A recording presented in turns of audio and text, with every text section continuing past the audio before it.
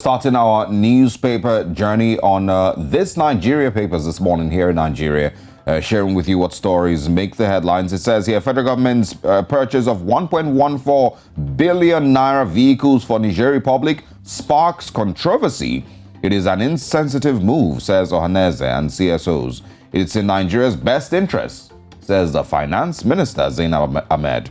Also, proliferation of arms responsible for spike in security threats, says the IGP. 2023, we don't have preferred candidates, says INEC. Bandits kill AIG's Audley, one other abduct Kaduna College rector. Two other stories, I think, or maybe even one. PDP crisis. BOT sets up committee to interface with Wike and others. Protesters stormed Wadata over Delta gubernatorial ticket, demand IU's sack.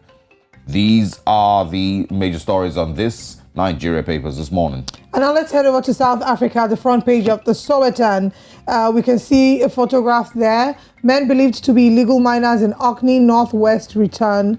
And the story at the bottom of the page says, even the police are scared. A town ruled by Zama Zamas.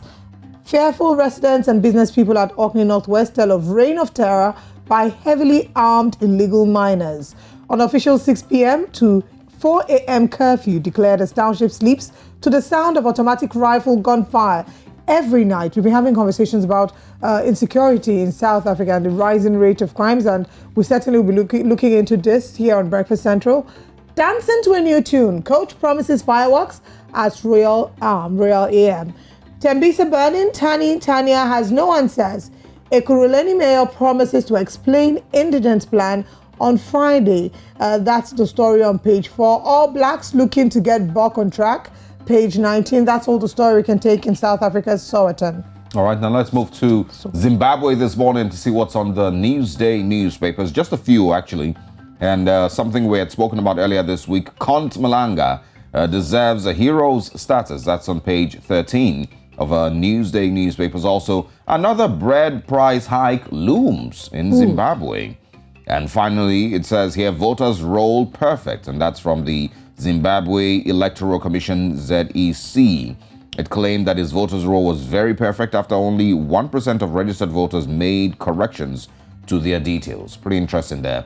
Those are the stories that we have on Newsday in Zimbabwe. Interesting. They are talking about bread price hike, and we're also talking about bread price hike here in Nigeria. Let's move to Daily Nation in Kenya. On the big story here, we have Decision 2022, 4 days to elections, playing dirty. There's some sub-stories here that talk about social media, personal attacks, fear-mongering, presidential duel, and skeletons in closets. Fouling the air 4 days to general election this year, the leading candidates have abandoned their manifestos for a peak fight, with their opponents staring at each other with unsubstantiated claims of moral corruption, impropriety, dishonesty, and outright treachery, and dramatically raising political temperatures. We can see some stats, Helter Skelter Week, some stats, and down here.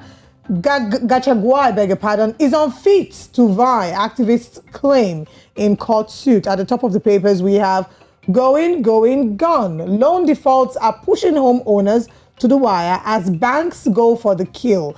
And the final story here on the entertainment scene, from Universal to Soul Generation. Sauti Soul, the celebrated Kenyan boy band that has for years struck the right chords, dares to dream as it breaks links with global music label to nurture its own baby. I certainly wish them all the best. I'm a Sauti Soul fan. I'll never forget the song Melanin because it makes me bask in the euphoria of my skin tone and my Africanness.